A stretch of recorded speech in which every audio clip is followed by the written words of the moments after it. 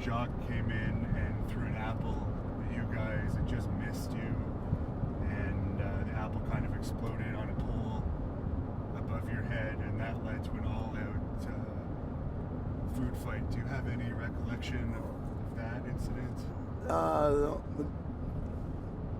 The food fight I remember is like we were in France. No, we were in Italy, and the food was terrible. I couldn't believe they catered food, you know. We were just, that was like at the end of the tour, and we were kind of pissed, you know. And so I was like, we just ended up grabbing some food and started throwing that hacksaw Jim Duggan. He grabbed the table, put it up like for protection, and it was all a war. And it's like, I mean, that lunchroom got destroyed. The funny thing about it was like they didn't know why we were, you know. I mean, it was food everywhere, and the caterers were going, why they, you know, why the crazy Americans throwing food like that? But the food was terrible, and it was like a bad time, you know. It was like we were pissed because we were on the road so long. We were, you know, so we just, that's how we took out our aggression that day, you know. So you ended up leaving the WWE because you weren't making the money that you were promised, and you went to Japan. Well, nobody was making money, man. I mean, everybody was. I mean, it was a really bad time to be up there, you know. So you had a stint in Japan, quite long one, before you ended up going back to WCW. Any memories of that time in Japan? I know your tag team is one of the greatest tag teams in the history of Japanese wrestling and wrestling in general. But, I know you had a lot of great matches during that time. Yeah, I think probably I mean, we had a lot of, you know, because, you know, that's a different style of wrestling over there, you know. But I think I mean, the biggest thing we had over there was when we wrestled in North Korea, Pyongyang, 170,000 people 3 nights in a row, you know. I mean, that was amazing. I mean, the people, it was so far, it was in the Olympic Stadium, you know, and the people were about that big, you know, it was so far up there. You know, 170,000 people, that's, you know, that's a lot of people. So, plus the 3 nights in a row, you know, so that's probably the thing that sticks out the most. I mean, because the place was communist, you know. Yeah. And we were being watched the whole time. And one guy made a phone call to his wife, and he said, "Man, this place sucks." And as soon as he said that, the phone went dead, and he lost his phone privileges for the, you know, rest of the tour. And then we'd leave the hotel because, I mean, it was so, you know, everything was so all propaganda, you know, so they only had so many different shows on TV, you know. So we got sick of the place, so we would want to go out and walk, you know, and like people would be following us the whole time, you know, so. But it was pretty cool. Muhammad Ali was there with us. It was a pretty big event, you know. Did you get a chance to talk with Muhammad Ali at all? I know he was probably gone a little bit. But... Yeah, he you know, he had the onset of the, you know, of the disease, but he could, you know, he's moving slow. But man, once we got to the steps, because we went to visit the king and where his tomb was, you know, it was like he ran up all those stairs, you know. It was pretty amazing. He was moving pretty good, you know. So after Japan, I think you still kept going to Japan here and there, but you ended up back with WCW. Yep. Who recruited you back to WCW at that time? We had been gone for, you know, a couple of years, so we just, you know, was ready to come back, you know. And would Eric Bishoff have been running things at that time? Yeah, he was in charge. Were things better in the dressing room in that era? Yeah, and then, you know, that was like 96, 90, you know, when we came back, and that was, you know, I think like 6 months later, Nash and Scott Hall came in, you know, and then NWO, and things just took off, you know. What, did you get along with those guys when they came in from WWE? Nash and Hall? Yeah, I've known Nash for a long time. He's from Michigan, so we always been, you know, been my same part, you know, so same city, you know, so same state, so we've always gotten along, you know. So Scott Hall's was a good dude too, you know. I mean, he's got his demons, but he's still a good guy, you know. Was there a lot of partying going on in that era with the wrestlers? Yeah. I don't just mean hard drug. I mean, was it kind of like a... Oh, it was one big party, yeah. That was an amazing time in wrestling. You'll never go back to that. And during that time, you ended up breaking up with your brother as partners and becoming a single star, and that's when your career really exploded. Is that something you had been wanting to do for a while at that point, or was that an office decision? No, it was about time to do it, you know, because we had wrestled everybody there is to wrestle, and it was getting pretty boring, you know, because there weren't a whole lot of teams left for us to. There was this time, you know, so it just worked out, you know. And cutting your hair and going for the look that you still have now, is that something you came up with as well? Yeah, I didn't tell anybody, you know, until the night of I was going to turn. Because I did it, or that was Sunday night, and the next night was going to be Nitro. I didn't tell anybody until Sunday night that I was going to do it. And then Monday morning I went, and then I showed up for Monday Night Nitro with blonde hair, you know. So a lot of people didn't even recognize me, you know.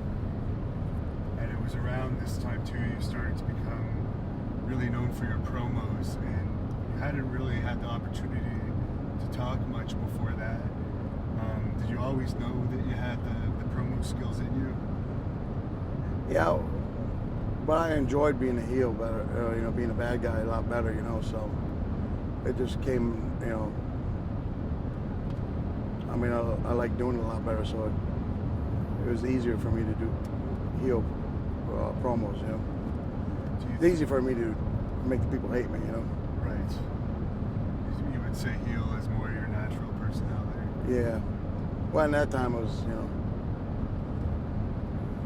And do you think WCW kind of dropped the ball not having a bigger feud between you and your brother at the time of the breakup? Well, I didn't really want to go against my brother that much, you know. I mean, we did a couple matches, but that was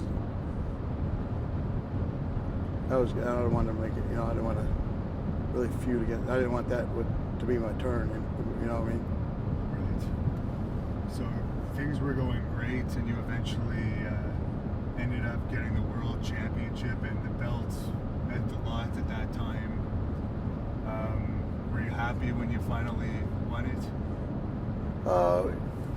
I mean, yeah. Anytime you win a world title or world tag team, you know, it's a, you know, great feeling, but there's also, you know, still a lot of responsibility. You know, you still got to draw ratings, you still got to draw a crowd. You know, so there's still pressure. You know, I mean, because you know, some guys win a world title and the ratings go down. You know, so then, but no, anytime you win a world title is a good thing. You know. And speaking of ratings, there was a lot of pressure for ratings in those days. And I heard a lot of stories that WCW was a last-minute company changing what was going to happen on the show at the very last second before the show started. Did you find that happened to you a lot? Oh yeah, that was fucking Hogan. He was a piece of shit. You know, we all had to wait for him to come in, you know. Like I was wrestling, I was first match one night, and then 10 minutes before the show starts, I don't know who I'm wrestling or anything, you know. And like 5 minutes before the show starts, I find out who I'm wrestling at, you know. So the Hogan thing, it didn't start now. I mean, it's kind of started back then, and it wasn't just you. I've heard it from a lot of people that there was a lot of animosity against him in the dressing room at WCW. Well, you gotta understand, Hogan's in real life. I think I proved that when I started twitting. He's a fucking cunt, man. He would always tell who would win, who would lose. He would always try to keep his thumb on everybody, you know. But back in WCW, it was like, you know, it's hard to, you know, because he had a lot of power. He gave him and Bishoff, you know, and it's like, and they disguised more, you know. But once in TNA, they were, I don't know, arrogance or whatever. They just came in and buried everybody, you know. Back then, yeah, he did the same shit, you know, keeping his thumb on, didn't want hardly anybody to get over, you know. He's a fucking cunt. Were you happy when Eric Bischoff was gone the first time from WCW? Well, I had always seemed to get along with Eric, you know, but I mean, he'd be a prick sometimes, but you know, not around me, you know. And then when they both came down to TNA, it's like they had a whole, you know, they were just pricks. They didn't give a shit, you know. I was like, fuck you, you ain't gonna, you know. And at that point, I had enough, you know. So what was your reaction when Vince Russo took over? Did you think WCW was going to improve at that point, or did you think it was just kind of grasping at straws? No, at the time when he came in, he basically, WCW actually kind of stole them, you know. Yeah. You know, and so you had high expectations. Yeah. That you would help the company. Yeah. Around that time, you gave a bit of a controversial promo involving Diamond Dallas Page and Kimberly Page. Do you remember what led to that? Well, it was simple. It was like she was a Nitro girl, and she thought she was a big part of the show. She thought she was a big star, you know. She actually said she thought, you know, she actually thought girls were, you know, a big part of the show, you know. I was like, are you fucking kidding me? You know what I mean? So, I never had a problem telling the truth, you know. Yeah. And I guess he had a problem with you basically saying what was pretty much the truth, that it was the stars drawing the ratings, and I guess he attacked you. No, what happened, I had actually, after I got done doing that promo, it was like, you know, you go backstage and it's all dark, because I had to go from there right to the interview set. I had an interview set because I had an interview, go through the dark tunnel, go to an interview set with me and Gene Oakland, and me, Buff, and Lex, you know. So, so I go through I'm going through the dark tunnel. He says something to me, you know, and I just double-legged him, and it was, you know, went to go punch him, and security was on me. What he had done, he had told the security he was going to do it, and he said, if anything happens, jump on him, you know. So before I even got a chance to punch him, so he already covered his back. Yeah. So. Were you? Because I mean, the security guys were, you know, I mean, they were older at the time, and they weren't that fast, you know. And so, I mean, I took him down like that and was going to rear back to punch him in the face, and they had to grab my arm, so, you know, they were there, you know.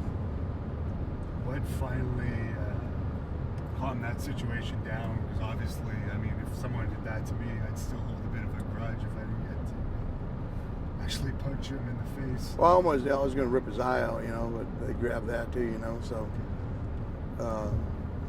But, you know, him being friends with Bischoff, they smoothed it out, you know.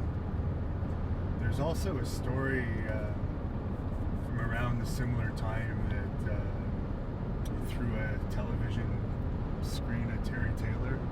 Is there any truth to that rumor?